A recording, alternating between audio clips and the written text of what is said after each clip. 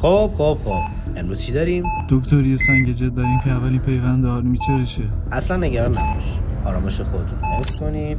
فقط یکم ضربان قلبش پایین دکتر. دلش واجب من بده. بفرمایید.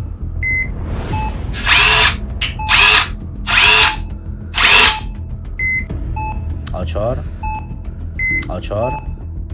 استرس دارم دکتر. ضربان قلبش نامنظمه. اصلا نگران نباشید، منو هول نکنید. پنس. بفرمایید. دکتر مثل این که روغن سگی خورده. این کجا بود؟ این تو کلکتورش گیر کرده بود. علامه حیاتی به من بگید. ضربان قلبش داره میاد پایین تر دکتر. دنبایی قرمزه. بفرمایید. این آب روغنا رو داخل گریس پاک بکن. علامه حیاتی سریع. دکتر اصلا وضعیت خوبی نداره، خیلی داره میاد پایین. شوکو به من بده. بفرمایید دکتر. باید تمام سعیمون رو بکنیم. عمل واقعا سختیه. شوکو دوباره شارژ کن سریع، داره از دست میره. بیشترین ولتاژ آماده است.